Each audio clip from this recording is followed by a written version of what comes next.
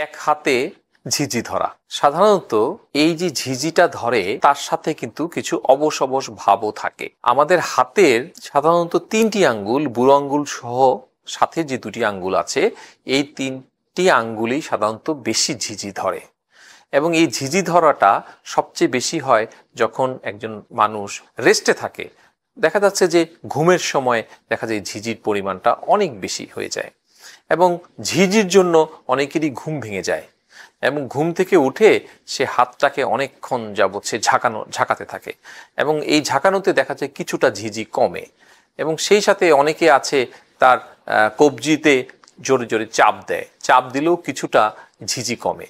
এর অন্যতম কারণ হচ্ছে এখানে আমাদের হাতের যে একটা ইম্পর্টেন্ট নার্ভ আছে, এই মিডিয়ান নার্ভে যে চাপটা পড়ে সে চাপের জন্য হয়। এই মিডিয়ান নার্ভটা একটি টানেলের মধ্যে দিয়ে যায়, সেটার নাম হচ্ছে কার্পাল টানেল।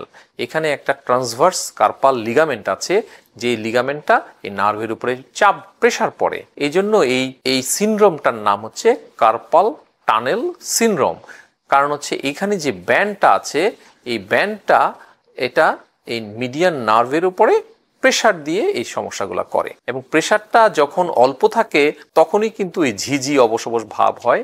যখন প্রেসারটা আরো বেশি বাড়তে থাকে তখন দেখা যাচ্ছে যে আমাদের হাতের শক্তি কমে যেতে থাকে, হাতের যে মাংসপেশি আছে, হাতের এই যে থিনার মাসেলসগুলা, এগুলা অ্যাট্রোফি বা এগুলো শুকিয়ে যেতে থাকে, এবং অনেক ক্ষেত্রে মানুষ একটা কিছু গ্রিপ উইক হয়ে যায়, কোনো কিছু ধরতে পারে না। যখন এটা হয় তখন কিন্তু প্রথম দিকে কিন্তু আমরা কিছু মেডিসিন দিই। কারণ হচ্ছে এখানে নার্ভের চাপের ওখানে কিছু ইনফ্লামেশন হয়, অ্যান্টি ইনফ্লামেটরি মেডিসিন, ওখানে কিছু স্টেরয়েডস, এগুলো দিলে কিন্তু ভালো থাকে। অনেক ক্ষেত্রে ওইখানে একটা স্টেরয়েড ইনজেকশনও দেওয়া হয়, ইনজেকশন দিলে ইনফ্লামেশনটা কমে যায়, তখন চাপটা কমে যায়। তবে এখানে দেখা গেছে যে এই ধরনের রোগী সাধারণত যারা থাইরয়েড হরমোন ডেফিসিয়েন্সি আছে বা হাইপোথাইরয়েড কন্ডিশনে আছে, তাদেরই ক্ষেত্রে এই রোগটা সবচেয়ে বেশি হয়। এছাড়া ওবেসিটি, যাদের ওজন অনেক বেশি এবং অন্যান্য কিছু ডিজিজ থাকে, তাদেরও এটা হয়। কোনো কোনো ক্ষেত্রে এটা কোনো কারণ ছাড়াও হয়। তাহলে এই ক্ষেত্রে আমরা যে পরীক্ষাটা করে সেটা ডায়াগনোসিস করি, সেটার নাম হচ্ছে নার্ভ কন্ডাকশন স্টাডি।